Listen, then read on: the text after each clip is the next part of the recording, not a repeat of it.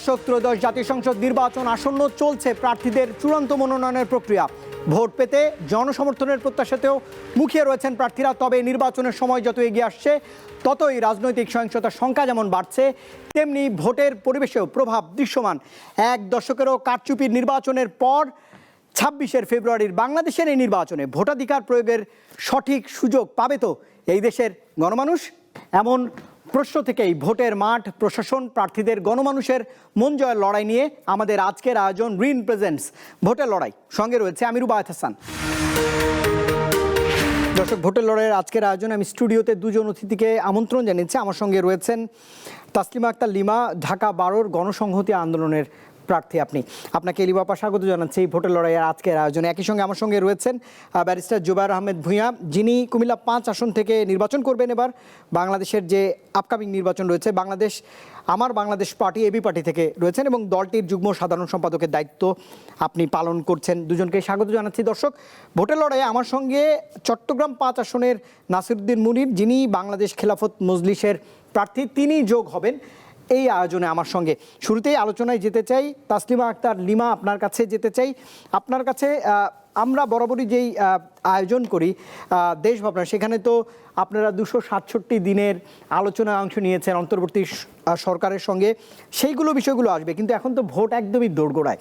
আমি জানতে চাই যে পরিবর্তন সম্ভব, পরিবর্তন চান, আসলে কতটা সম্ভাবনা দেখছেন, শঙ্কিত কতটা ভোট নিয়ে?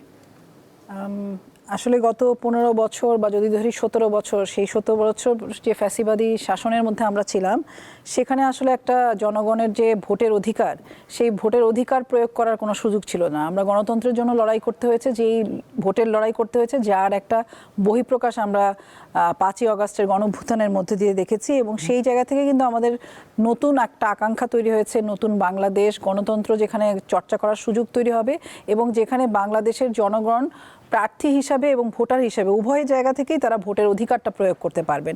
এবং আমাদের যা অভিজ্ঞতাগুলো ছিল, রাতের ভোট, মানে একতরফা নির্বাচন, আমিডামি ভোট, মানে ভোটাধিকার যে প্রয়োগ করবে সেই প্রয়োগ করতে পারছে না, যে ভোট দিতে যাচ্ছে সে হয়তো হতাশ হয়ে ফেরত আসছে বা পছন্দের প্রার্থীকে পাওয়া যাচ্ছে না। এই ধরনের একটা পরিস্থিতির মধ্যে কিন্তু আমরা গত 15 বছরে যে নির্বাচনগুলোতে দেখেছি, সেখানে এই অবস্থা ছিল। ফলে এই অবস্থার উত্তরণটা আমরা এবার চাই এবং আমরা আশা করি যে এবার নির্বাচনটা বাংলাদেশে একেবারেই ভিন্ন রকম হবে। গণঅভ্যুত্থানের যে আকাঙ্ক্ষা আমাদের মধ্যে ছিল এবং যে আকাঙ্ক্ষা নিয়ে আমরা কাজ করছি, যে সংস্কার, বিচার এবং নির্বাচন, সেই পুরো প্রক্রিয়াটাই যাতে একটা গণতান্ত্রিক প্রক্রিয়ার মধ্যে হয়, সেটার আকাঙ্ক্ষা করেই কিন্তু সারা বাংলাদেশ আছে। এখানে নানান রকম যত নির্বাচন ঘনিয়ে আসছে, নানান রকম ওঠানামা আমরা দেখতে পাচ্ছি।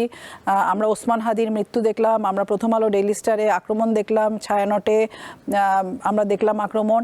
এগুলোর মধ্য দিয়ে কিন্তু দেশের পরিবেশের মধ্যে মানুষের মধ্যে একটা ভয় কাজ করছিল। যখন মানুষ একই সাথে আশা করছে একটা সুন্দর নির্বাচন, একই সাথে একটা আতঙ্ক কাজ করছে। আবার এই পরিস্থিতিগুলো মোকাবেলা করে এখন আমরা আবার দেখছি যে জনগণের মধ্যে ভোট নিয়ে আলোচনা, বিশেষ করে ভোটের মনোনয়নের প্রক্রিয়ার মধ্য দিয়ে, অংশগ্রহণের মধ্য দিয়ে মানুষের মধ্যে ভোটের বিষয়ে আগ্রহ তৈরি হচ্ছে।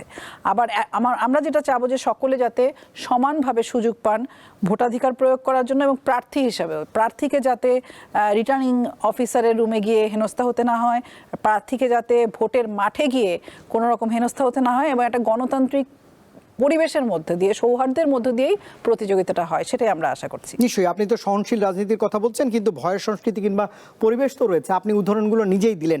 আপনার কাছে একটু জানতে চাই, মাননীয় প্রধান উপদেষ্টা বারবারই এই প্রশ্ন আমাকে করতে হয়। উনি বলেছেন যে বাংলাদেশের ইতিহাসে এই ভোট একটা নজিরবিহীন সুষ্ঠু ভোট হবে। সেক্ষেত্রে বড় স্টেক হোল্ডার তো নির্বাচন যারা পরিচালনা করবেন তারা, আমি ইসির কথাই বলছি।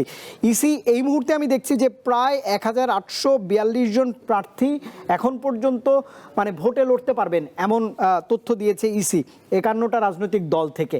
বড় কিছু রাজনৈতিক দল, ফ্যাসিবাদের তকমা যাদের গায়ে আছে, তারাই নির্বাচনে অংশ নিচ্ছে না। এই 51 রাজনৈতিক দলের পক্ষ থেকে যে প্রতিনিধিরা আছেন, তারা এই পরিবেশকে কেমন দেখছেন এই মুহূর্তে? ইসি এই পরিচালনা করতে পারবেন কিনা এই নির্বাচন? তাদের সামনে চ্যালেঞ্জ কি কি রয়েছে? এখন পর্যন্ত আমরা যেটা আশা করি যে অনেক রকম চ্যালেঞ্জই থাকবে, কারণ সকল প্রার্থীর যাতে সমান সুযোগ পায় সেটা একটা প্রধান বিবেচনার বিষয়। আমাদের মধ্যে প্রতিযোগিতা থাকবে, কিন্তু প্রতিযোগিতার বাইরে নির্বাচন কমিশন যাতে সকল তার যে বিধিমালা, সেই বিধিমালাগুলো যাতে সকলের প্রয়োগের ক্ষেত্রে সমান দৃষ্টিতে দেখতে পারে, বিচার করতে পারে, সেই জিনিসটা আমাদের মুখ্য বিষয়। কাউকে সুযোগ বেশি দেওয়া হলো, কাউকে আসলে কথায় কথায় তার ত্রুটি ধরা হলো, যেগুলো আগেও আমরা দেখতাম, এবং এবার কিন্তু আমরা মোটেই সেই জায়গাটা দেখতে চাই না। ফলে নির্বাচন কমিশনের ভূমিকা অত্যন্ত গুরুত্বপূর্ণ, এবং এখানে অন্তর্বর্তীকালীন সরকার আছে। এবং আমরা যেটা মনে করি যে যেমন আমরা দেখতে পাচ্ছি আজকে আমি একটা তথ্যে দেখলাম যে সেখানে প্রায় 2024 সালের যে হিসাব, সেখানে 17 লাখের বেশি মানুষ বেকার হয়েছে, এবং সেখানে নারীদের সংখ্যা বেশি। এবং আমাদের দেশে যে গণতান্ত্রিক প্রক্রিয়ার মধ্যে যে আমাদের যাওয়ার যে জায়গা, সেই জায়গাটাই কিন্তু বারবার বাধাগ্রস্ত হয় যদি নির্বাচন সুষ্ঠু না হয়। এবং নির্বাচনের মধ্যে যাওয়া ছাড়া আমাদের এই যে ধরেন এত মানুষ বেকার হচ্ছে, কাজ হারাচ্ছে, সেটা কোনো পথ নাই। কারণ আমাদের বেকারত্ব থেকে কর্মসংস্থানের জায়গা যদি তৈরি করতে হয়, তাহলে নির্বাচিত সরকার এবং গণতান্ত্রিক পথে আমাদের হাঁটা ছাড়া আমাদের পথ নেই। কারণ আমরা দেখি বিনিয়োগের জায়গাগুলো কিন্তু সীমাবদ্ধ হয়ে আসছে, এবং আগে পোশাক খাতেও আমরা দেখেছি ব্যাপক কারখানা বন্ধ হয়েছে, শ্রমিকরা কাজ হারিয়েছেন, অন্যান্য পেশার এবং মধ্যবিত্তরাও কাজ হারিয়েছেন। তো সেই জায়গাগুলোকে আমাদের আবার একটা বাংলাদেশকে পুনর্গঠন করার যে প্রক্রিয়া, সংবিধান সংস্কার সহ, সেই জায়গায় আসলে নির্বাচন একটা পথ হবে, এবং নির্বাচন কমিশন এবং সরকারের ভূমিকা আমরা মনে করি যে সেখানে খুব গুরুত্বপূর্ণ। নিশ্চয়ই দেশের আইন শৃঙ্খলা পরিস্থিতি এখনও উদ্বেগের মধ্যে রয়েছে। এই প্রশ্ন আবারও করতে চাই আপনার কাছে। তবে ব্যারিস্টার জোবায়ের আহমেদ ভূঁইয়া, আপনাকে স্বাগত জানাচ্ছি। নতুন দল থেকে নির্বাচন করবেন, নিশ্চয়ই সামনে অনেক চ্যালেঞ্জ রয়েছে, রাজপথে অনেক লড়াই সংগ্রাম করে আজকের এই পোডিয়ামে দাঁড়িয়ে এখন নিশ্চয়ই আপনার বিশ্লেষণ করতে অনেকটাই সুবিধা হবে যে সামনে নির্বাচন, ভোট হবে, আপনি দুয়ারে দুয়ারে যাচ্ছেন প্রার্থীর, কেমন সাড়া পাচ্ছেন এটি দিয়ে শুরু করতে চাই। জি, আপনাকে এবং দেশবাসীকে, স্পেশালি কুমিল্লা 5-এর বরিচং ব্রাহ্মণপাড়ার জনগণকে ধন্যবাদ জানাচ্ছি। আমাদের নতুন যারা রাজনীতি করি, আমরা নতুন বন্দোবস্ত যারা চাই, নতুনভাবে বাংলাদেশকে যারা গড়তে চাই, সংস্কার, বিচার এবং নির্বাচন, এই তিনটাকে মিনিংফুলি আমরা অ্যাচিভ করতে চাই। তো আমাদের নতুন দলগুলোর অনেকগুলো চ্যালেঞ্জ আছে। একটা হলো যে নতুন দলগুলোকে প্রথমে পরিচিত করতে হয়, প্রার্থীদেরকে পরিচিত করতে হয়, যে মার্কা আছে সেই মার্কাটাকে, প্রতীকটাকে পরিচিত করতে হয়। এই চ্যালেঞ্জগুলো আছে। তো এই চ্যালেঞ্জগুলোর প্রাথমিক যে কাজটা, দলকে পরিচিত করা আসনে এবং প্রতীককে পরিচিত করা, এই দুইটাই আমি সাকসেসফুলি করেছি আলহামদুলিল্লাহ। এবং এখন আমার আসনের সবাই প্রতীক সম্পর্কে জানে, প্রার্থী সম্পর্কে জানে, এবং প্রার্থী সম্পর্কে যে ইতিবাচক ধারণা তৈরি হওয়া, সেটা তৈরি হয়েছে ইতিমধ্যেই। বাকিটা জনগণের যেটা আস্থা দরকার, সেই আস্থাটা তৈরি হয়েছে। এখন আমাদের সামনে চ্যালেঞ্জ হলো প্রতিটা ভোট কেন্দ্রের জন্য পোলিং এজেন্ট তৈরি করা, সেখানে প্রত্যেকটা কেন্দ্র কমিটি মানে ফাংশন করানো, এবং জনগণের কাছে আরও বেশি পৌঁছে যাওয়া, এই বিষয়গুলো আছে। এখন বদ্ধমূল কিছু ধারণা আছে যে মার্কা থেকে মানুষ ভোট দেয়। আমি আমার এলাকার যারা মানুষ আছে, ভোটার আছে, তাদেরকে শ্রদ্ধা জানাই, এবং তাদের প্রতি আমার আত্মবিশ্বাস আছে যে তারা শিক্ষিত জনসাধারণ, সাধারণত বরিচং ব্রাহ্মণপাড়া, তারা সচেতন, তারা শুধু মার্কার ভিত্তিতে ভোট দিবে না বা দলের ভিত্তিতে ভোট দিবে না, তারা প্রার্থীর যোগ্যতা, দক্ষতা, শিক্ষাগত যোগ্যতা, সততা, এই সবগুলো বিশ্লেষণ করেই তারা ভোট দিবে, এবং তারা আদর্শ ভোটার হিসাবে, আদর্শ নাগরিক হিসাবেই তাদের যে ভোটার রাইট আছে সেইটা প্রয়োগ করবে। এবং তাদের উদ্দেশ্যে বলতে চাই যে ভোট শুধুমাত্র একটা সিল দেয়া না, আসলে এটা অনেক বড় দায়িত্ব। আপনারা 5 বছরের জন্য আপনাদের ভবিষ্যৎ, আপনাদের বাচ্চাদের লেখাপড়া, আপনাদের বাজার ব্যবস্থাপনা, আপনারা কিভাবে রেজিস্ট্রি অফিসের সার্ভিস পাবেন, কিভাবে প্রশাসনের সার্ভিস পাবেন, কিভাবে প্রশাসনের ধারণা, প্রশাসন কিভাবে আপনাদেরকে সার্ভিস দেবে, আইনশৃঙ্খলা পরিস্থিতি কীরকম থাকবে, আপনার মাদক সন্ত্রাস সহ বাকি বিষয়গুলো কীরকম আপনি চান, এবং এলাকার অবকাঠামোগত উন্নয়ন থেকে শুরু করে পরিবেশগত উন্নয়ন, সালিশ থেকে শুরু করে সবগুলো বিষয় আপনারা কিভাবে চান, এবং সেই জন্য কারা এই ভূমিকাটা ভালো রাখতে পারবে, যারা আমরা প্রার্থী আছি, সেটা বিবেচনা করেই ভোটাররা ভোট দিবেন বলে আমরা বিশ্বাস করি।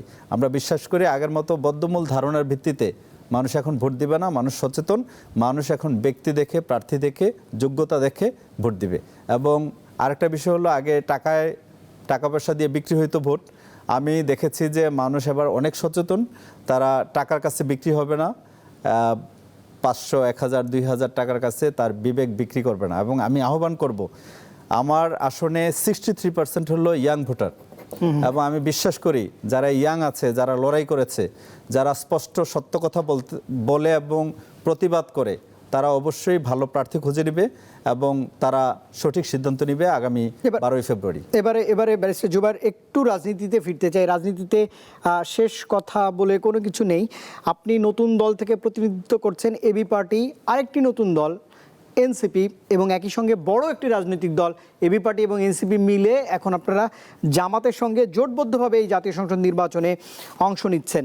বদ্ধমূল ধারণা, তৃণমূল থেকে যেই বার্তা বা দেশের রাজনীতিতে যেই কথাটি আসলে উঠে আসছে, সব কিছু কি তার মূলে ফিরে যাচ্ছে কিনা?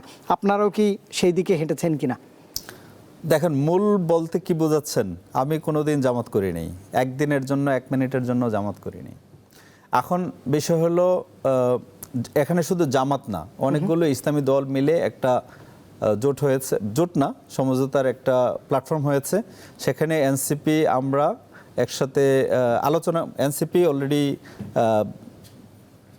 সেখানে অ্যালাইন্ড হয়েছে, বাট এবি পার্টির অ্যালাইনমেন্ট এখনও শেষ হয় নাই।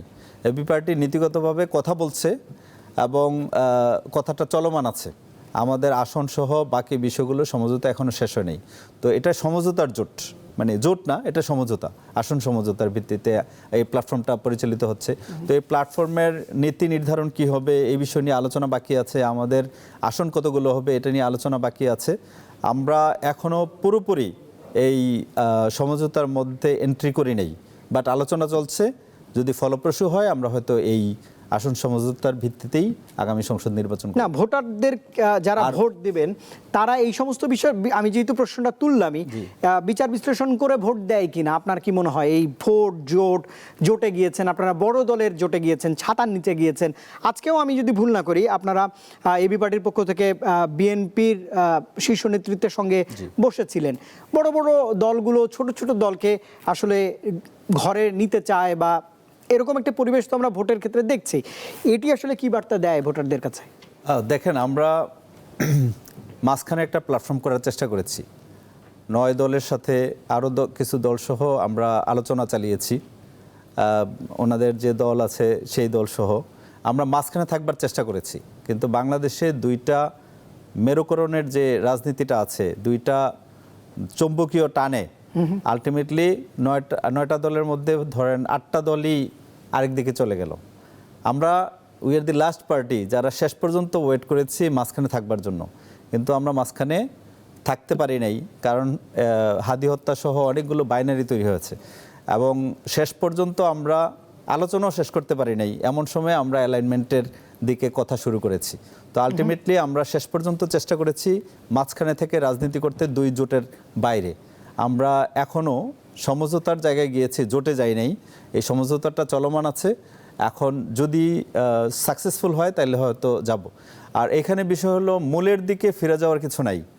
এবি পার্টি একটা স্বতন্ত্র রাজনৈতিক দল যারা 1 বছর কাজ করেছে শুধুমাত্র একটা রাজনীতি তৈরি করবার জন্য।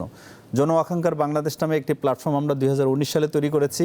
1 বছর দেশে এবং বিদেশে আমরা অনেক কনসালটেশন করেছি, অনেক মিট আপ করেছি এবং বিভিন্ন স্পেশালাইজড যারা স্পেশাল স্কিল আছে, নলেজ আছে, তাদের সাথে মিট করেছি এবং সবার পরামর্শ নিয়ে আমরা একটা বয়ান তৈরি করেছি। সেই বয়ানের ভিত্তিতে 2020 সালে আমরা রাজনৈতিক দলটি ঘোষণা করেছি এবং কাজ করে যাচ্ছি।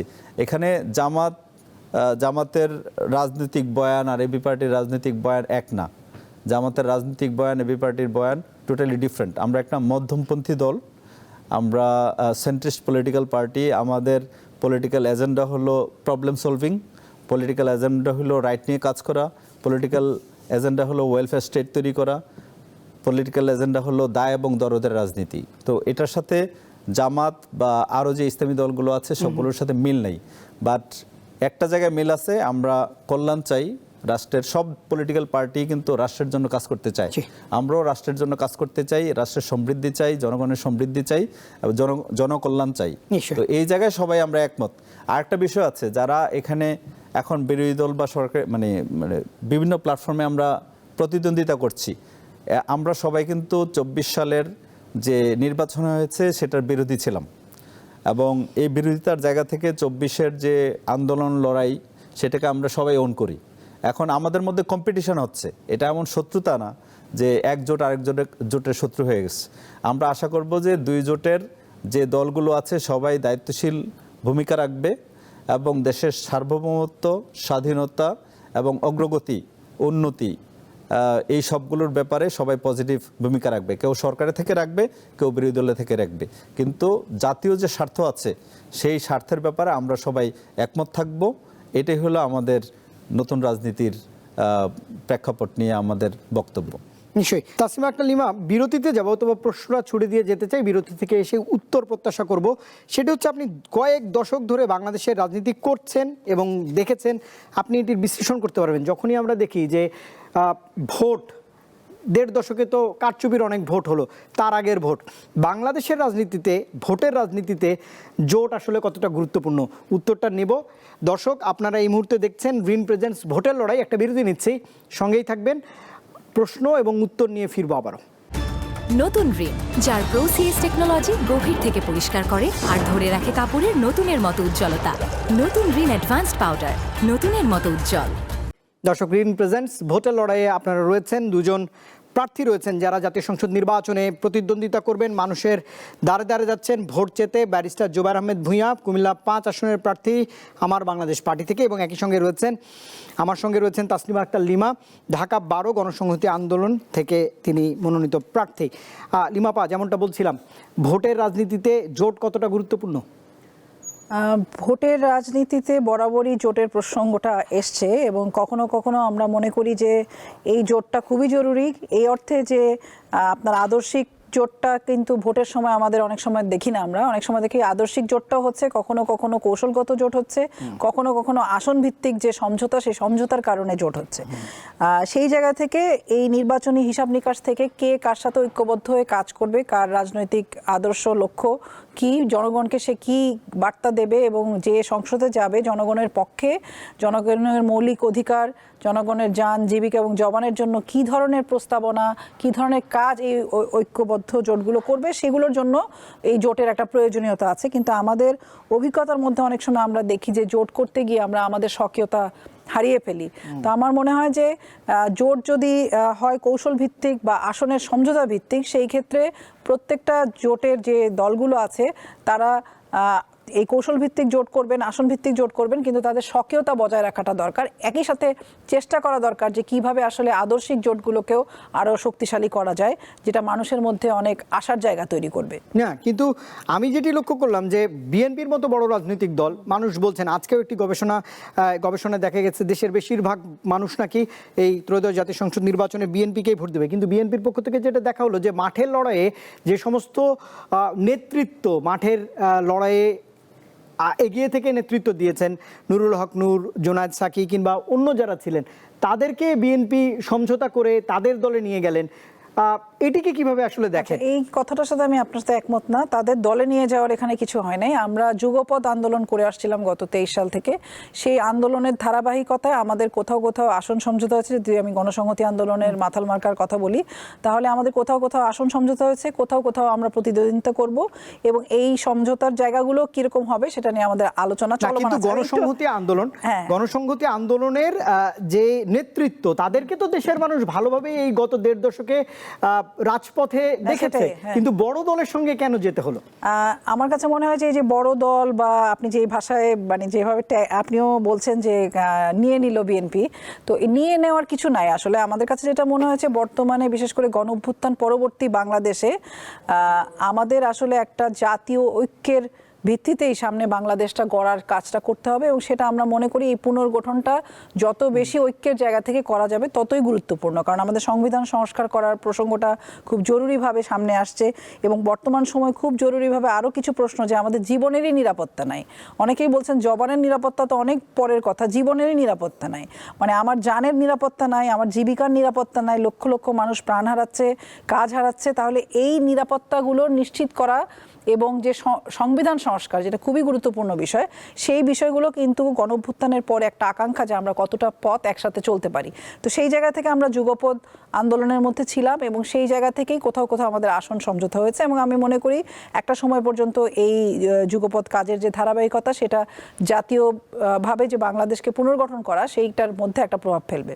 নিশ্চয়ই। দর্শক, এই মুহূর্তে রিন প্রেজেন্টস ভোটের লড়াইয়ে একটু জুমে আমার সঙ্গে অতিথি যোগ দিয়েছেন চট্টগ্রাম থেকে চট্টগ্রাম 5 আসনের প্রার্থী বাংলাদেশ খেলাফত মজলিসের, অর্থাৎ 10 দলীয় যে শরিক জোটের একক প্রার্থী তিনি জনাব নাসিরউদ্দিন মুনির। নাসিরউদ্দিন মুনির, স্বাগত জানাচ্ছি। এবং আপনার কাছে একটু জানতে চাই এ পর্যায়ে যে একাধিক মনোনয়ন প্রত্যাশীকে আমরা দেখেছি যে নিজের দল বিলুপ্ত করে শরিক দলে যোগ দিতে। আপনি শুধু দল ত্যাগ করেননি, একই সঙ্গে জোটও পরিবর্তন করে ফেলেছেন। নির্বাচনে এই মুহূর্তের যে দ্বার প্রান্তের সময়, এটি আসলে বৃহত্তর স্বার্থে এই সিদ্ধান্ত কেমন হলো? আপনি ভোটারদের সাড়া কেমন পাচ্ছেন? এই বিষয়ে যদি একটু আপনার মন্তব্য জানাতেন।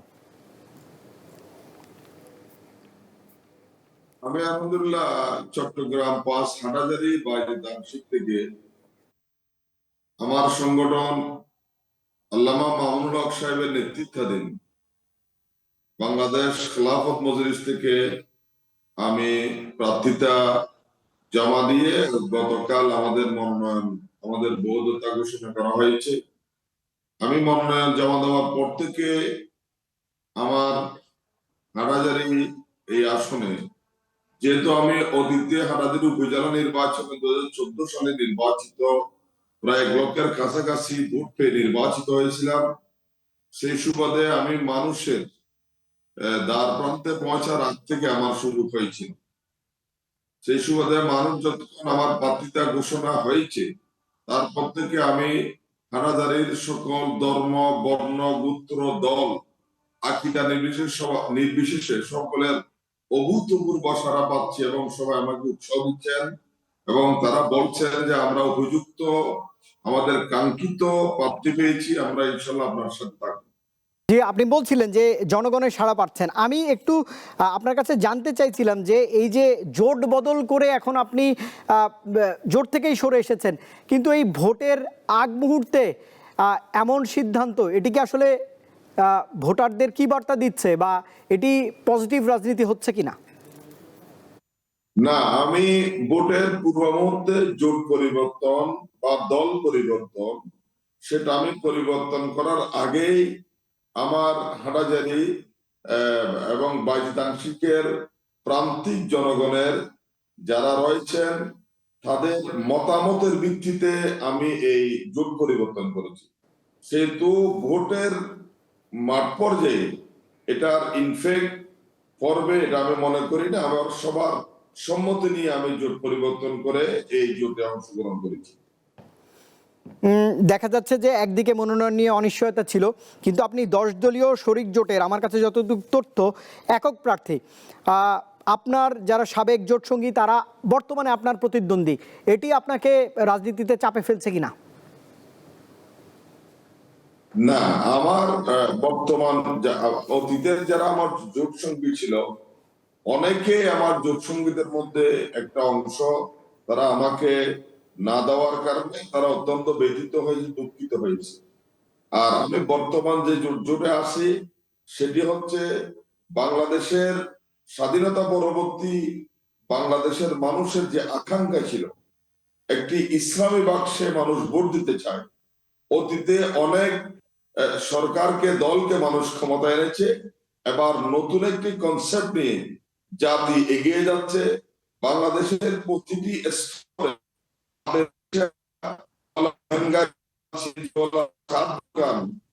মানুষের কাছে আপনি জিজ্ঞাসা করুন, মানুষ বলবেন এবার আমরা ইসলামের বাক্সে ভোট দিতে চাই।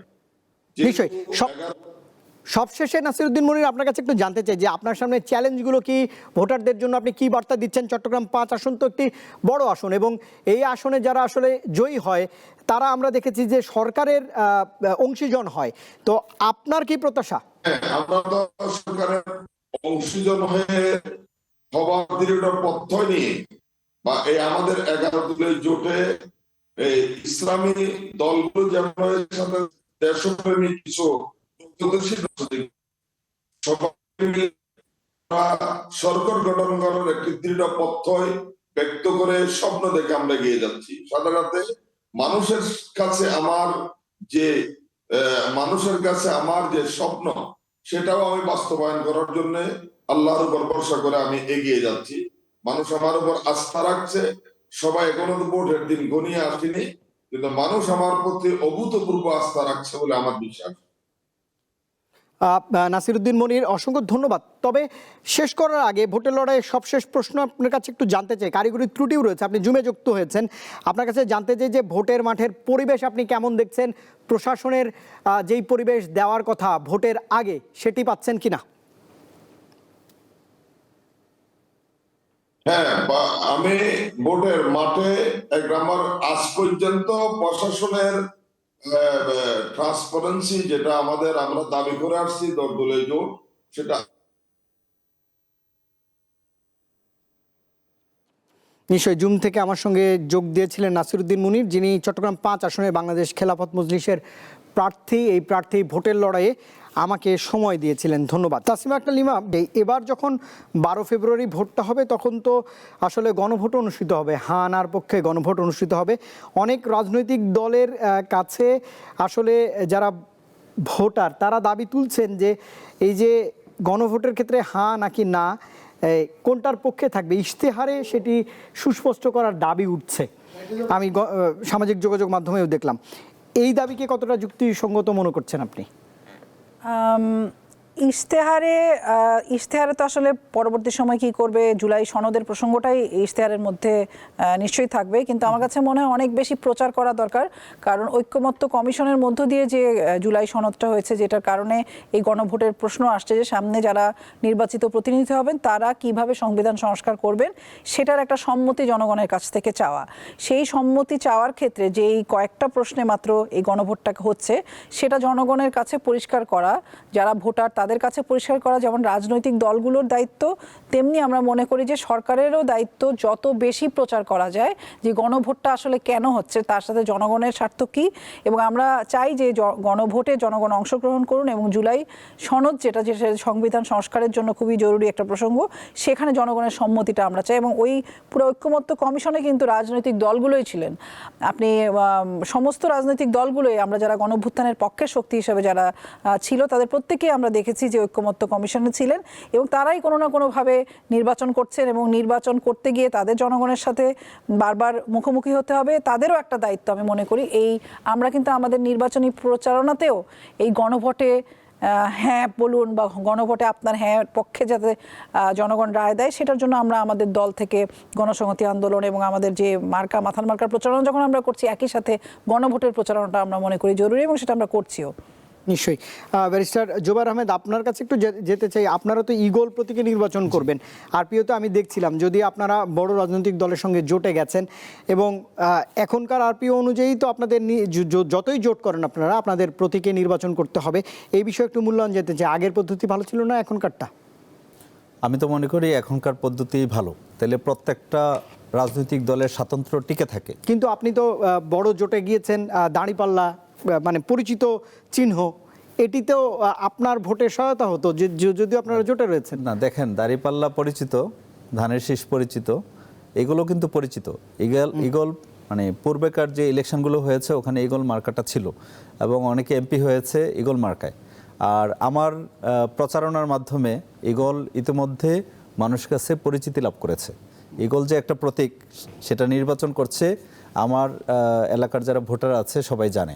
সুতরাং এটা আমাদের জন্য চ্যালেঞ্জ না। চ্যালেঞ্জ যেটা হলো মানুষের কিছু ধারণা থাকে, সেগুলো হলো চ্যালেঞ্জ। ভয় থাকে মানুষের যে আসলে ইলেকশন করতে দিবি কিনা, ভোট কেন্দ্রে যাইতে দিবি কিনা, সন্ত্রাস হবে কিনা, সুষ্ঠুভাবে ভোটটা দিতে পারবে কিনা, এগুলো চ্যালেঞ্জ। আমি মার্কাটাকে চ্যালেঞ্জ মনে করি না, কারণ আমার ঈগল প্রতীক ইতিমধ্যে পরিচিত এবং সেটা কোনো ক্রমেই আমার এলাকায় দাঁড়িপাল্লার চেয়ে খুব বেশি কম পরিচিত না।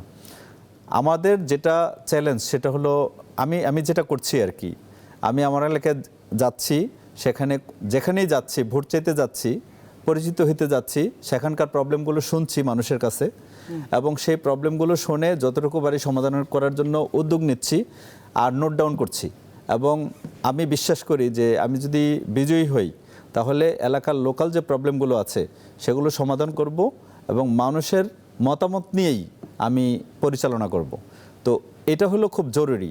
আমি যদি সমস্যা না জানি এলাকার প্রত্যেকটা, ধরেন আমি এরকম দেখেছি যে একটা এলাকায় গিয়ে প্রায় 20টা গ্রামের মানুষ পানিবন্দী হয়ে থাকে শুধুমাত্র একটা খাল ভরাট হয়ে যাওয়ার কারণে, অথচ তারা বারবার আন্দোলন করছে, পত্রিকায় নিউজ আসতেছে, কিন্তু অল্প একটু জায়গা যদি ক্যানেলটা তৈরি করে দেওয়া হয়, তাহলে পরিষ্কার করে দেওয়া হয়, অথবা অল্প একটু ক্যানেল রুট তৈরি করে দেওয়া হয় পানিটা সরবার জন্য, তাহলে 18টা গ্রামের মানুষ, কেউ কোনো গ্রাম আছে 3টা ফসল করতে পারছে না, কোনো গ্রামের মানুষ আছে শুধু একটা ফসল করতে পারে, কিন্তু 3টা বা 2টা ফসল করতে পারে, একটা গ্রামও নেই সেখানে।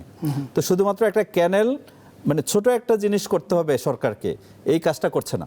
আবার কোথাও দেখছি যে কোথাও উন্নয়ন হচ্ছে, কিন্তু এই উন্নয়নের জায়গায় একটা ব্রিজ করবে সেটা বাদ দিয়েছে, ব্রিজ কাজ শুরু করেছে, এরপরে কন্ট্রাক্টর চলে গেছে।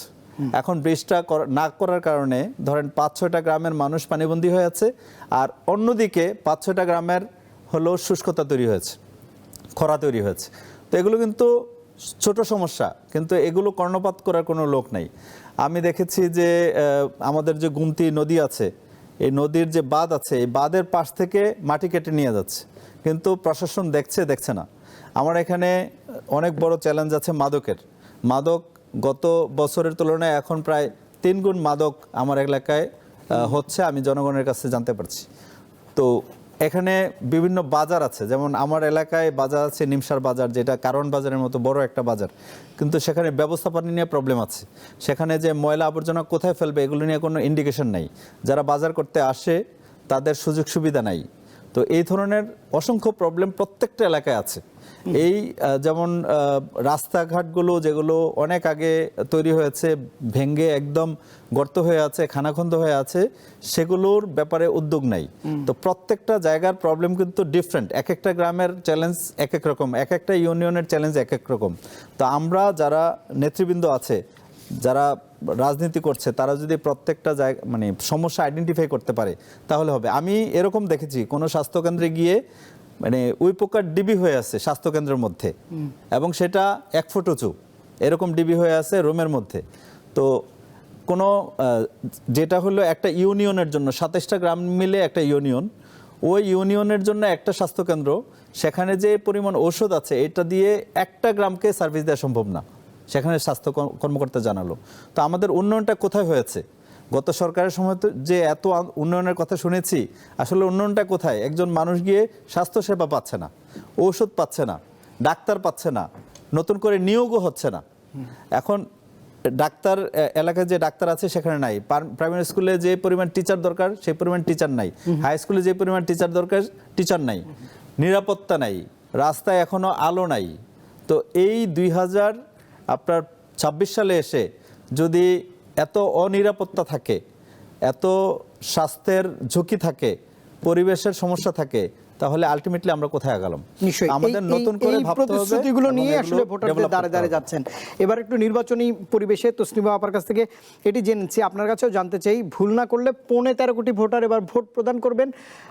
1.5 দশকের যে নির্বাচন হয়েছে, নিশ্চয়ই তার চেয়ে সাবলীলভাবে, যেহেতু ডক্টর মোহাম্মদ ইউনূস বলছেন যে ভোটাররা তাদের মুক্তভাবে মত দিতে পারবেন। 300 আসনে 43,000 ভোট কেন্দ্রে 2.5 লাখের বেশি ভোটকক্ষ রয়েছে, 13 থেকে 18 জন সদস্য রাখার পরিকল্পনা এক একটা ভোট কেন্দ্রে আইনশৃঙ্খলা বাহিনীর। প্রায় বলা যায় যে 5 লাখের বেশি, 7.5 লাখের মতো আইনশৃঙ্খলা বাহিনীর সদস্য দেশ জুড়ে কাজ করবেন।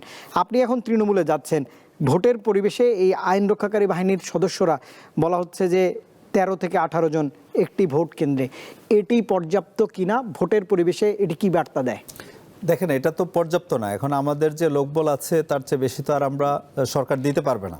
সমস্যা হলো সরকার যতই কনফিডেন্টলি বলছে যে মানে পুরো ফেয়ার নির্বাচন করবে, আইনশৃঙ্খলার পরিবেশ সঠিক থাকবে, এটা আমরা বিশ্বাস করতে পারছি না। কারণ হলো এখন পর্যন্ত মাঠ প্রশাসন অ্যাক্টিভলি কাজ করছে না।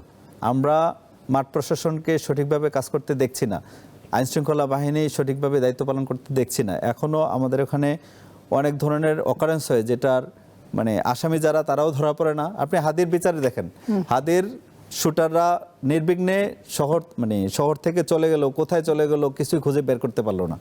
তো এই যে আইনশৃঙ্খলা বাহিনী একটা দিনে দুপুরে হত্যাকাণ্ড ঠেকাইতে পারে না, হত্যাকাণ্ড হওয়ার পরে তাদের ধরতে পারে না, তো আমরা কিভাবে বিশ্বাস করব যে আমার ভোট কেন্দ্রে একটা যে এখানে এই ধরনের ঘটনা ঘটবে না।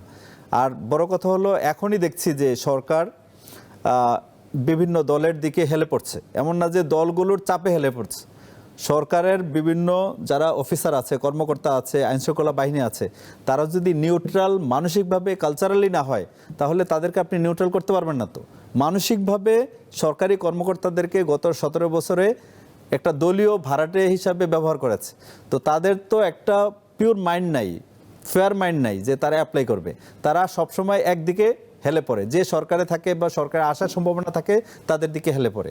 তো এই কারণে এটা একটা চ্যালেঞ্জিং যে এই মেন্টালিটি নিয়ে যাদের নিউট্রালিটি নাই, ফেয়ারনেস নাই, এই ধরনের প্রশাসন দিয়ে আপনি কিভাবে একটা ফেয়ার ইলেকশন করবেন। তা আমরা আশা করতে পারি, সরকার যেহেতু আশা করা ছাড়া তো আমাদের উপায় নাই, আমরা রাজনীতিবিদ, আমাদের আশাই করতে হবে। আলটিমেটলি আমরা আশায় আছি যে সরকার আরও দৃঢ় পদক্ষেপ নেবে এবং তার মাঠ প্রশাসনকে শক্তিশালী করবে। নিশ্চয়ই।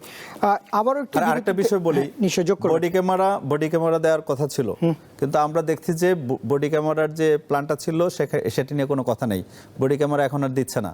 তো বডি ক্যামেরা যদি দেওয়া হতো, আমি যদি ভুল না করি মাননীয় স্বরাষ্ট্র উপদেষ্টা গত সপ্তাহে বলেছেন সীমিত আকারে কেনা হচ্ছে বডি ক্যামেরা। সীমিত আকারে দিয়ে তো আপনি এতগুলো কেন্দ্রে পারবেন না। সীমিত আকার তো এটা জাস্ট মানে দেখানো আর কি যে আমরা আসলে করছি। এখন একদমই কম, কিন্তু যখন আলোচনা শুরু করেছে তখন থেকে শুরু করলে এটা সম্ভব ছিল। এখন কোন কারণে বা টাকা পয়সার অভাবে বা অন্য কোনো কারণে তারা সেখান থেকে পিছিয়ে আসছে কিনা জানি না। আরো চ্যালেঞ্জগুলো নিয়ে কথা বলবো ব্যারিস্টার জুবায়ের আহমেদ। আরো যুক্তি খণ্ডনের সুযোগ রয়েছে। দর্শক, এই মুহূর্তে ভোটের লড়াই একটা বিরতি নিচ্ছে, আবারও বিরতির পর ফিরবো অতিথিদের নিয়ে। নতুন রিন, যার প্রোসিএস টেকনোলজি গভীর থেকে পরিষ্কার করে আর ধরে রাখে কাপড়ের নতুনের মতো উজ্জ্বলতা। নতুন রিন অ্যাডভান্সড পাউডার, নতুনের মতো উজ্জ্বল। দর্শক, রিন প্রেজেন্টস ভোটের লড়াইয়ে রয়েছেন আপনারা। সরাসরি একটু যেতে চাই তাসলিমা আক্তার লিমা আপনার কাছে, ব্যারিস্টার জুবায়ের আহমেদ আপনার কাছেও ফিরবো এই প্রসঙ্গ নিয়ে। এবারে আইন শৃঙ্খলা রক্ষা বাহিনীর কথা তো আপনি বললেন, ভোটের পরিবেশ, দেশের আইন শৃঙ্খলা পরিবেশ 1 মাস 7-8 দিনের মতো সময় রয়েছে। আমি দেখছি যে ভোটের আগে পরে 7 দিন অপতথ্য মনিটরিং করবে সেল, এরকম একটি সরকারের উদ্যোগ নেওয়া হচ্ছে। এবারের ভোটে গুজব, তথ্য ছড়ানো, এগুলো আসলে কতটা প্রভাব ফেলছে? আপনি যখন মাঠে যাচ্ছেন ভোটারদের কাছে ভোট চাইবার জন্য, তখন কেমন দেখছেন?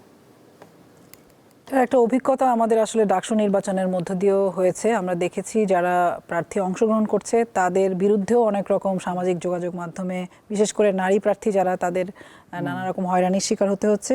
এবং নতুন একটা ময়দান যদি আমি বলি, যেই ময়দানে আমি আমার ভোট নিয়ে বা আমি আমার দাবি দেওয়া নিয়ে প্রচার করতে পারি, সেটা হচ্ছে সামাজিক যোগাযোগ মাধ্যম, যেখানে আমরা তথ্য পাই এখন অনেক বেশি। আবার তথ্যের বাইরে বট বাহিনী থেকে শুরু করে নানান রকম বাহিনীর তৎপরতায় আমরা দেখি আর প্রযুক্তির ছোঁয়া নতুন এআই জেনারেটেড যে বিষয়গুলো আছে, সেগুলো আমরা দেখতে পাই। ফলে এই চ্যালেঞ্জটা মোকাবেলা করা অত্যন্ত জরুরি প্রশ্ন আমি মনে করি এই সময়ে, এই যাতে করে তথ্যর ক্ষেত্রে প্রত্যেকটা প্রার্থী যাতে সঠিক তথ্য পায় এবং জনগণ যারা ভোটে অংশগ্রহণ করবেন, যারা ভোট দেবেন, তারা যাতে বিভ্রান্ত না হয়, সেই জায়গাগুলোতে আমাদের মনে হয় নতুনভাবে লড়াই করার বিষয়টা আমাদের প্রত্যেকেরই সচেতন থাকা দরকার। আইন শৃঙ্খলা বাহিনী বলেন, সরকার বলেন, সবার ভূমিকা আমরা আশা করতে পারি, এতে কোনো সমস্যা নাই। কিন্তু আমার কাছে মনে হয় যেটা খুব গুরুত্বপূর্ণ, যে রাজনৈতিক সংস্কৃতি সংস্কৃতি ক্ষেত্রে আমরা রাজনৈতিক দল যারা করছি, যারা জনগণের অধিকারের কথা বলি, নাগরিক মর্যাদার কথা বলি, একটা রাজনৈতিক সংস্কৃতির কথা বলি,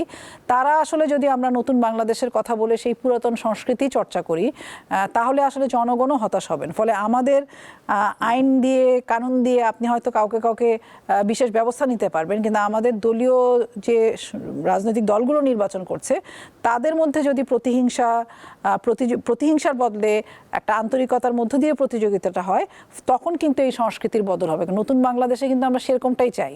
তো সেই জায়গা থেকে তথ্যের ব্যবহারটা আসলে কিভাবে হবে সেটা আমি মনে করি যে এখানে খুবই জরুরি, এবং এইটা শুধুমাত্র আইন শৃঙ্খলা দিয়ে আমরা নিয়ন্ত্রণ করতে পারবো বলে আমার কাছে মনে হয় না।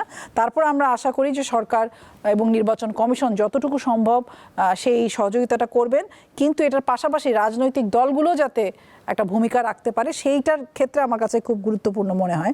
যেমন আপনি বলছিলেন যে সহিংসতার কথা, যে নির্বাচন আসলেই সহিংসতার কথা আমরা শুনি। আমরা আগেও সবসময় শুনতাম যে নির্বাচন ঢাকা শহরে একরকম হবে, কিন্তু বাংলাদেশের বিভিন্ন প্রান্তিক অঞ্চলগুলো, জেলাগুলোতে হয়তো আমরা লাশের গল্প শুনবো, এরকম। কিন্তু আমাদের নির্বাচন আসলে এর মধ্যে ইসির কাছে নিরাপত্তা চেয়েছেন দুইজন প্রার্থী, ওনার দলের একজন প্রার্থী, এবং তফসিল ঘোষণার পরদিনই আমরা দেখলাম ওসমান হাদির ঘটনা, তাকে গুলি করা হলো। এই পরিস্থিতিগুলো থেকে আসলে বেরিয়ে আসার জন্য আমরা যেটা বলছিলাম যে গণঅভ্যুত্থান পরবর্তী সময়ে আমরা একটা নতুন বাংলাদেশ চাই, যে বাংলাদেশটাকে রক্ষা করা, বাংলাদেশকে গড়ে তোলা, এটা আসলে আইন শৃঙ্খলা বাহিনী যেরকম এখানে একটা নিয়ামক ভূমিকা রাখতে পারে, কিন্তু এটা সবচেয়ে গুরুত্বপূর্ণ জায়গাটা হচ্ছে আমাদের ঐক্যবদ্ধ হয়ে, আমাদের স্ব অবস্থান থেকে ঐক্যবদ্ধ হয়ে যাতে নির্বাচনটা সুষ্ঠু হয়, যাতে আমরা সামনে সংসদে আমরা ভূমিকা রাখতে পারি সংবিধান সংস্কার সহ জনগণের অধিকারের জন্য। সেই জায়গাগুলোর জন্য আমার কাছে মনে হয় যে একটা ন্যূনতম জাতীয় পুনর্গঠনে ঐক্যটা খুব জরুরি। সেই ঐক্যের পুনর্গঠনের সেই চাহিদাটাই আসলে এই সমস্ত চারপাশের যেই প্রতিহিংসা বা যেই রাহাজানি বা যে একটা অস্থিতিশীল পরিস্থিতিকে আমরা আমরা আতঙ্কিত হচ্ছি, সেই আতঙ্কটা দূর হতে পারে যদি আমাদের এই দেশ গঠনের ক্ষেত্রে আমাদের ন্যূনতম একটা ঐক্যের জায়গা থাকে, যে আমরা বাংলাদেশটাকে নতুন করে গড়ব। সেটা আমার মনে হয় যে আমাদের মধ্যে একটা নতুন পরিস্থিতি তৈরি করতে পারে, সেই আশা আমরা করতে পারি। এবং এর পাশাপাশি আইন শৃঙ্খলা বাহিনীর ভূমিকাটাও আমরা মনে করি যে এখানে গুরুত্বপূর্ণ। নিশ্চয়ই। ব্যারিস্টার জুবায়ের আহমেদ যেমন প্রত্যাশা বা আশা করছিলেন তাসলিমা আপা, প্রার্থী হিসেবে আপনার এই যে ভয় ডরহীন রাজনীতি করবার কথা, সেটিতে আপনি কতটা সন্তুষ্ট এখনকার পরিস্থিতিতে? একই সঙ্গে তো অপতথ্যর কথাও যদি একটু যোগ করেন, যে এগুলো তো সামাজিক যোগাযোগ মাধ্যম তো একটি বড় ভূমিকা পালন করবে। আপনি বলছিলেন যে আপনার এলাকায় 63% তরুণ ভোটার রয়েছে, তারা তো সামাজিক যোগাযোগ মাধ্যম থেকে প্রভাবিত হয়। জি, অবশ্যই। এখন সামাজিক যোগাযোগ ব্যবস্থা, এআই সবগুলোই আমাদেরকে সাপোর্ট করে, বাট সমস্যা হলো এটার অপব্যবহার হয়। এটা কন্ট্রোল করার একটা মেকানিজম আস্তে আস্তে ডেভেলপ করবে, একদিনে তো আর হবে না। আমাদের সব প্রতিষ্ঠান এত দক্ষ না। এখন বিষয় যেটা, সেটা হলো ভয় ডরহীন রাজনীতি তো আমরা করি ব্যক্তিগতভাবে, আমি ভয় ডরহীন। আর না হয়তো গত 17 বছরে রাজনীতি করতে পারতাম না। আমি 2বার জেলে গিয়েছি, তারপর রাজনীতি করেছি। তো জুনায়েদ সাকিব ভাই আহত হয়েছে, তারপর রাজনীতি চালাচ্ছে। আপাও নিশ্চয়ই অনেক লড়াই সংগ্রাম করেছে। তো আমরা যারা রাজনীতিতে টিকেছিলাম তারা ভয়ডরহীন মানুষ বলেই টিকেছিলাম, আদারওয়াইজ তো রাজনীতি করার কথা না। রাজনীতি খুব অ্যাপ্রিসিয়েট করে না বাংলাদেশের মানুষ। বাংলাদেশের মানুষ রাজনীতি যে একটা গুরুত্বপূর্ণ একটা মানে অনুষঙ্গ রাষ্ট্রের জন্য, এটাই অনেকে মনে করে না। আই হেট পলিটিক্সের জেনারেশনটা অনেক বেশি বাংলাদেশে। বাট 24-এর মাধ্যমে কিন্তু রাজনীতির প্রতি একটা আগ্রহ তৈরি হয়েছে। এটা যদি আমরা নার্চার করতে না পারি, নতুন যে পরিবেশটা আসছে, এটা যদি আমরা ইতিবাচকভাবে কাজে না লাগাতে পারি। এখন দেখেন, আপনি নতুন কিছু চান, পরিবর্তন চান, চেঞ্জ চান, কিন্তু আপনি যদি আবার পুরান দলেই থাকেন, পুরান মার্কেই থাকেন, পুরান প্রার্থীতেই থাকেন, পুরান রাজনীতিতেই থাকেন, তাহলে তো আপনি নতুন কিছু পারবেন না। যদি বদল করতে হয়, আপনাকে নতুন লাগবে, নতুন রাজনীতি লাগবে, নতুন বয়ান লাগবে, নতুন রাজনৈতিক বন্দোবস্ত লাগবে, নতুন সংবিধান লাগবে আমাদের জন্য। সব কিছুই নতুন লাগবে। নতুন ছাড়া আপনি কিন্তু জোড়াতালি দিয়ে বাংলাদেশকে খুব বেশি আগাতে পারবেন। হ্যাঁ, নতুন স্বপ্ন দেখেই তো পুরনোকে হটিয়ে দিয়েছে এই দেশের মানুষ। আমরা রাজনীতি করছি, আমরা মনে করব যে আমাদের যারা ভোটার আছেন তারা সচেতন, তারা নতুন কিছু অর্জন করবার জন্য নতুন প্রার্থীকে খুঁজে নেবেন। নিশ্চয়ই। আর আমার আরেকটা চ্যালেঞ্জ আছে, সেটা হলো আমাদের বুড়িচং এবং ব্রাহ্মণপাড়া 2টা উপজেলা, আসনে এই দুইটা উপজেলাই সীমান্তবর্তী আসন, দুইটার বিশাল সীমান্ত আছে। আমাদের বিজিবির সংখ্যা কিন্তু কম, এখানে চোরাচালান হয়, একই সাথে অস্ত্র আসে, একই সাথে মাদক আসে। তো এটা আমার এলাকার জন্য একটা চ্যালেঞ্জ যে আমরা কতটুকু অস্ত্রের বাইরে নির্বাচনটা করতে পারবো। তো এইটা সরকারকে পদক্ষেপ নিতে হবে যাতে সীমান্ত দিয়ে অস্ত্র না আসে, সীমান্ত দিয়ে যাতে ড্রাগ না আসে, সীমান্ত দিয়ে যারা ড্রাগ আনে, ড্রাগ ডিলিং করে, তারা যাতে নির্বাচনে ভূমিকা না রাখতে পারে, এই বিষয়গুলো খেয়াল রাখতে হবে। নিশ্চয়ই। যেহেতু এই 2026-এর 12 ফেব্রুয়ারির নির্বাচন, তাসলিমা আপা আপনার কাছে একটি বিষয়ে জানতে চাই। ইসির পক্ষ থেকে আন্তর্জাতিক পর্যবেক্ষকদের আমন্ত্রণ জানানো হয়েছে, 17 জানুয়ারি পর্যন্ত তারা আমন্ত্রণ জানাবেন এবং প্রত্যাশাও করেন। বড় বড় স্টেক হোল্ডার রয়েছে, আমি ইউর কথা বলতে চাই, বিদেশি বন্ধুরাষ্ট্র রয়েছে, আমাদের পাশের বড় বড় মনোল রাষ্ট্র রয়েছে, চীন, ভারত রয়েছে। এখন মেরুকরণের রাজনীতিতে, বিশ্ব মেরুকরণের রাজনীতিতে পাকিস্তান, তুরস্ক, তারাও বড় স্টেক হোল্ডার। বাংলাদেশের ভোটে আন্তর্জাতিক নজর তো থাকবে। আপনি প্রার্থী, সরকারের এক্ষেত্রে চ্যালেঞ্জ রয়েছে কিনা এই ভোটে আন্তর্জাতিক বন্ধুদের মন জোগানোর জন্য?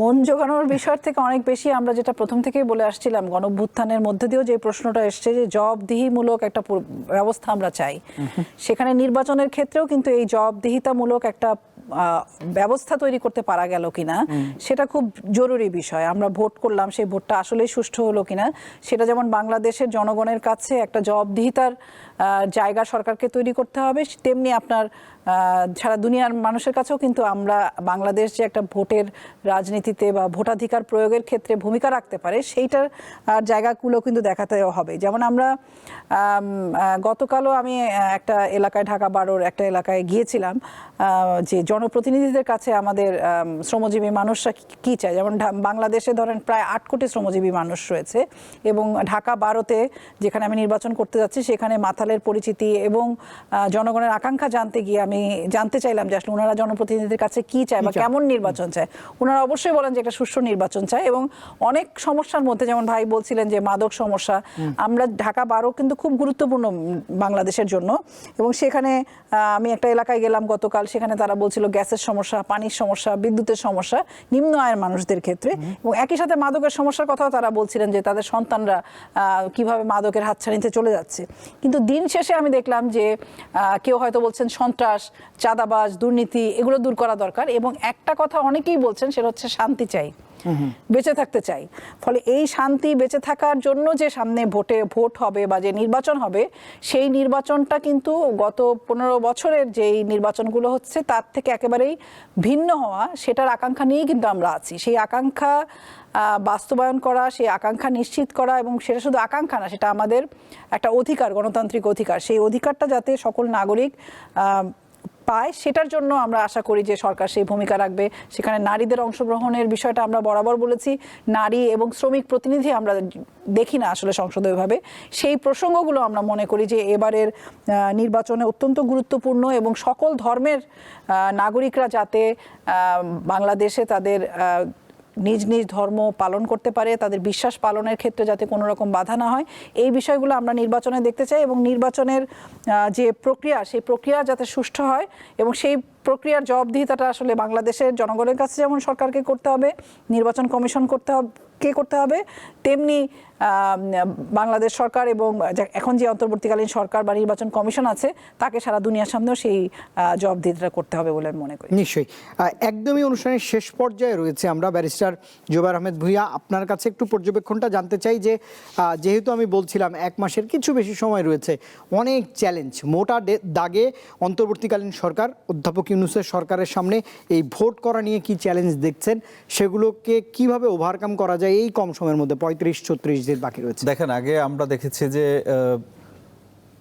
ওসিকে ম্যানেজ করে টাকা দিত, তারপর ইউনোকে টাকা দিত, ডিসিকে টাকা দিত, এবং যারা মাঠ প্রশাসন থাকতো তাদেরকে টাকা দিয়ে ম্যানেজ করে তারপর হলো ইলেকশনটা করতো, রাতের বেলায় অথবা দিনের বেলায় যখনই করুক না কেন। আমরা চাই যে প্রশাসন খুব ভালোভাবে মনিটর করবে যাতে প্রশাসন এই ধরনের অপসুযোগ না নেয়। আর দ্বিতীয়ত, যারা আমাদের প্রার্থীরা যে এজেন্ট দিব, পোলিং এজেন্ট দিব, আমাদের ভোটাররা যাতে নির্বিঘ্নে যাইতে পারে, তাদেরকে যাতে কেউ থ্রেট না দেয়, ভোট কেন্দ্রে যাইতে যাতে বাধা না দেয়, সামাজিক এই মনিটরিংটাও আমাদের দরকার আছে। এই দুইটা যদি হয় তাহলে আমরা মোটামুটি একটা ফেয়ার নির্বাচন হয়তো দেখতে পাবো। নিশ্চয়ই। তাসলিমা আক্তার লিমা, আপনি যদি যোগ করেন মোটা দাগের চ্যালেঞ্জ কি সরকারের সামনে? 35-36 দিন বাকি আছে। গতবারও যখন ভোট হয়েছে বা তার আগেও হয়েছে, আমরা অনেক ভোটারদেরকে বলতে শুনেছি তারা ভোট কেন্দ্রে গেছেন, কিন্তু তার আগেই দেখেছেন তাদের ভোট দেওয়া হয়ে গেছে। আমাদের চোখের সামনে আমরা দেখেছি ইচ্ছামতো ব্যালটে কিভাবে মানে সিল ছাপ্পর মারা হচ্ছে। যেন আমি এজেন্ট ছিলাম গতবার, তো তখন আমি এগুলো দেখেছি। তো 2018 সালের যে নির্বাচন পরবর্তীতে, তো সেই জায়গাগুলোতে দেখা গেছে যে পোলিং এজেন্টদেরকে বের করে দেওয়া হচ্ছে ভোট কেন্দ্র থেকে। অনেক ভোটাররা ভোট কেন্দ্রে পর্যন্ত যেতে পারছেন না, নানান রকম ভীতির কারণে বা ভীতি ছড়ানো হচ্ছে। সেই জায়গাগুলো যাতে নির্বিঘ্নে ভোটাররা ভোট কেন্দ্রে যেতে পারেন, তাদের যাকে পছন্দ, যাকে তারা যোগ্য মনে করেন, সৎ মনে করেন, যার কাছে তারা বাংলাদেশকে আমানত হিসাবে রাখতে পারেন, মনে করেন যে বাংলাদেশ রক্ষা পাবে যার হাত দিয়ে, তাকেই তারা যাতে ভোট দিতে পারেন, সেই পরিবেশটা তৈরি করার জন্য প্রশাসনের ভূমিকা গুরুত্বপূর্ণ। কিন্তু প্রশাসন, আমরা তো এই বর্তমানে যে অন্তর্বর্তীকালীন সরকার, আমরা নিশ্চয়ই ভাববো না যে এই প্রশাসন এই দলের বা ওই দলের, এইভাবে ট্যাগ হবে না, বা প্রশাসন কোনো দলীয় জায়গা থেকে কাজ করার সুযোগ এবার নাই। আমরা আশা করি যে এইবার ভোটে এই জায়গাগুলো, বিশেষ করে অন্তর্বর্তীকালীন সরকার এবং নির্বাচন কমিশনের এই সুযোগটা আছে যে এখানে একটা নির্বাচনের পরিবেশ তৈরি করা। তো সেটার সাথে রাজনৈতিক দলগুলোরও একটা সহযোগিতা এবং একসাথে কাজ করা যাতে নির্বাচনটা সুষ্ঠু হয়, সেটা খুব গুরুত্বপূর্ণ। সরকারের সাথে সাথে রাজনৈতিক দলগুলোর মধ্যেও যাতে দূরত্বটা কমে আসে, একটা সুস্থ প্রতিযোগিতা, গণতান্ত্রিক পরিবেশ, ভোটের সংস্কৃতির মধ্যে আমরা দেখতে পাই, সেটাই আমরা আশা করি। এবং আমরা অন্তর্বর্তীকালীন সরকারের ভূমিকাটাকেও আমরা মনে করি গুরুত্বপূর্ণ। কারণ যদি রাজনৈতিক দলগুলোর মধ্যে দূরত্ব তৈরি হয়, কারো মনে হয় যে আমি গুরুত্ব পাচ্ছি বা পাচ্ছি না, এই জায়গাগুলো কিন্তু ভোটের প্রশাসনিক যেই ব্যবস্থাগুলো সেগুলোর মধ্যে আমরা প্রভাব ফেলতে দেখি। তো আমরা আশা করি যে অন্তর্বর্তীকালীন সরকার এবং নির্বাচন কমিশন কোনো রকম প্রভাবের বাইরে গিয়ে তারা আসলে বাংলাদেশে একটা নতুন নির্বাচন এবং সুষ্ঠু নির্বাচন উপহার দিতে পারবে, এবং সেটার জন্য রাজনৈতিক দলগুলোর একটা ভূমিকা আমরা বিশেষভাবে কামনা করি। নিশ্চয়ই। দুজনের সবশেষ কমেন্টস নিব, যাদের জন্য এই আয়োজন, দর্শক এবং যারা ভোটার, দুই প্রার্থী আপনারা রয়েছেন বাংলাদেশের দুটি যে সংসদীয় আসন, কুমিল্লা 5 এবং ঢাকা 12 থেকে। প্রথমেই ব্যারিস্টার জোবায়ের আহমেদ ভূঁইয়া, আপনি আপনার কুমিল্লা 5-এর আসনের যারা ভোটার তাদেরকে কি বার্তা দিতে চান সেটি যদি একটু জানাতেন, সেটি দিয়ে আসলে অনুষ্ঠান শেষ করব, তারপরে তাসলিমা আপনার কাছে। জি, আমার বার্তা হলো, আমার প্রিয় বুড়িচং ব্রাহ্মণপাড়ার জনগণ, আমি যদি নির্বাচিত হই তাহলে আপনাদের যে সমস্যাগুলো আছে সেগুলো আইডেন্টিফাই করে সমাধান করার চেষ্টা করবো ইনশাল্লাহ। এবং বুড়িচং এবং ব্রাহ্মণপাড়া হবে করাপশন ফ্রি। এখানে কোনো ঘোষ, দুর্নীতি এগুলো আমি অ্যালাউ করব না। পাশাপাশি যে অবকাঠামো উন্নয়ন হবে সেখানে কোনো দুর্নীতি আমি অ্যালাউ করব না। সাথে সাথে বাচ্চাদের, আমাদের সবচেয়ে ভবিষ্যৎ হলো আমাদের বাচ্চারা। এই বাচ্চাদের শিক্ষা, এই বাচ্চাদের চিকিৎসা, এই বাচ্চাদের খেলার মাঠ, এই বাচ্চাদের পরিবেশ, এই সবগুলো নিশ্চিত করার ব্যাপারে চেষ্টা করবো ইনশাল্লাহ। যারা বয়োবৃদ্ধ আছেন তাদের জন্য স্বাস্থ্যসেবা যাতে তাদের দোরগোড়ায় যায় সেটা চেষ্টা করব। এবং সর্বশেষ বলবো যে থানা এবং প্রশাসনের সার্ভিস পাওয়ার জন্য শুধুমাত্র ফোন কল দিলেই যাতে তারা সার্ভিস পায়, অথবা অল্প অভিযোগেই যাতে সেই অভিযোগের নিষ্পত্তি হয়, সেটা আমরা চেষ্টা করব। আমরা চাইবো যে কোনো দলিল রেজিস্ট্রেশন করতে গিয়ে 1 টাকাও যাতে না দিতে হয়, কোনো খারিজ করতে যাতে 1 টাকাও না দিতে হয়, কোনো সেবা পাইতে যাতে 1 টাকাও খরচ করতে না হয়। পাশাপাশি তাদের যে সমস্যাগুলো আছে এই সমস্যাগুলোর সমাধানের ব্যাপারে রাষ্ট্র যাতে সেবকের ভূমিকা পালন করে সেটা নিশ্চিত করবার চেষ্টা করব এবং আপনাদের পাশে থাকবো ইনশাআল্লাহ।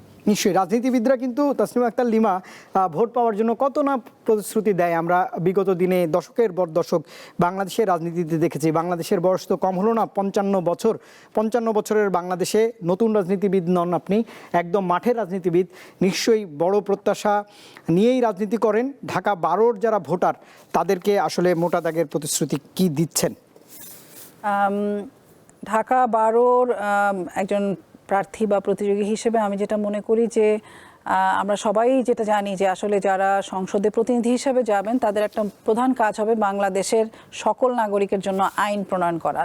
এবং স্থানীয় সরকার যদি বলি, মানে যে পদগুলো থাকে, কমিশনার, মেয়র, চেয়ারম্যান, তাদের কাজ থাকে যে অন্যান্য কাজগুলো করা। কিন্তু আমরা আগে দেখেছি যে এই সংসদ প্রতিনিধিরাই আসলে স্থানীয় সরকারকেও ঠিকমতো কাজ করতে দেয় না, এবং তারা ক্ষমতাকে কেন্দ্রীভূত করে তাদের ব্যক্তিগত সুযোগ সুবিধা বৃদ্ধি, দলীয় সুযোগ সুবিধা বৃদ্ধির ক্ষেত্রে। ফলে আমি মনে করি যে শুধু ঢাকা 12 না, ঢাকা 12 তো অবশ্যই, যাতে ঢাকা 12 একটা দৃষ্টান্ত হতে পারে যেখানে কোনো রকম সংসদের যে প্রতিনিধি হিসাবে কোনো রকম দুর্নীতি বা কোনো কিছু কক্ষিগত করা সেটা হবে না, এবং সেখানে সকল নাগরিক যাতে, বাংলাদেশের নাগরিকরা যাতে নাগরিকের মর্যাদা পায়, সেটা আমাদের একটা মুখ্য বিষয় হবে। বাংলাদেশে যাতে সন্ত্রাস, দুর্নীতি, চাঁদাবাজি বন্ধ হয়, বাংলাদেশের তরুণরা যাতে মাদকাসক্ত না হয়, সেটা আমরা চাইবো। একই সাথে আমার চাওয়া, আমি মনে করি এটা আমাদের জনগণের চাওয়া, 12 ভোটারদেরও চাওয়া হবে এবং সারা বাংলাদেশের চাওয়া হবে, যেখানে যাতে নারী পুরুষ সকলে সমান সুযোগ পায়। বাংলাদেশের অর্ধেকই কিন্তু নারী, কিন্তু নারীদের ক্ষেত্রে আমরা দেখি তাদের সুযোগ সুবিধা তারা ঠিকমতো পাচ্ছেন না, নাগরিক হিসাবে তাদের মর্যাদা নাই। এবং বাংলাদেশের যে খেটে খাওয়া মানুষ, তাদের কোনো মজুরির নিশ্চয়তা নাই, নিরাপত্তা নাই। আমরা মনে করি বাংলাদেশে একটা জাতীয় ন্যূনতম মজুরির কাঠামো তৈরি করা দরকার। সেটা নিয়ে আমরা অন্যান্য রাজনৈতিক দলগুলো সহ একসাথে কাজ করতে চাই। বাংলাদেশে যাতে কর্মসংস্থান হয় সেটার জন্য, এবং বিশেষ করে ঢাকা 12 একটা দৃষ্টান্ত হতে পারে, সেটার জন্য আমরা কাজ করব। আরেকটা কথা আমি যেটা সর্বশেষে বলতে চাই, যে বাংলাদেশটা শুধু মাত্র কোনো একক ধর্মের জনগোষ্ঠী, একক জাতির রাষ্ট্র না। এখানে সংখ্যাগরিষ্ঠ মুসলমান, কিন্তু এর বাইরে হিন্দু, বৌদ্ধ, খ্রিস্টান, আদিবাসী, চাকমা, মারমা, গারো, বহু জাতিগোষ্ঠী আছে, বহু ধর্মের মানুষ আছে। তারা প্রত্যেকেই যাতে তাদের স্ব ধর্ম এবং তাদের যে সংস্কৃতি সেটা যাতে মর্যাদা নিয়ে পালন করতে পারে, সেই জন্য আমরা কাজ করব। কারণ বৈষম্যহীন বাংলাদেশ গড়ার একটা অঙ্গীকার আমাদের গণঅভ্যুত্থানের মধ্যে ছিল।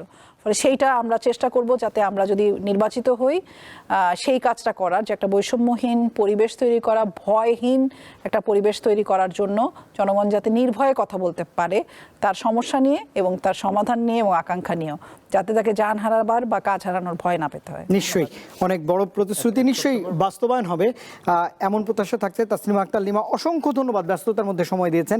নিশ্চয়ই ভোটের আগে আরো কয়েকদিন পাওয়ার চেষ্টা করব, আপনার মতামত জানবার চেষ্টা করব। ব্যারিস্টার জুবায়ের আহমেদ ভূঁইয়া, অসংখ্য ধন্যবাদ, সময় দিয়েছেন আমাকে আজকের আয়োজনে। ভালো থাকবেন দুজনই। এবং রিন প্রেজেন্টস ভোটের লড়াই, দর্শক আজ এখানেই শেষ করছি। ভোটের মাধ্যমে জনগণের জয় হবে, জয় হবে বাংলাদেশের, এমন প্রত্যাশা নিয়েই আজ শেষ করছি। শুভরাত্রি।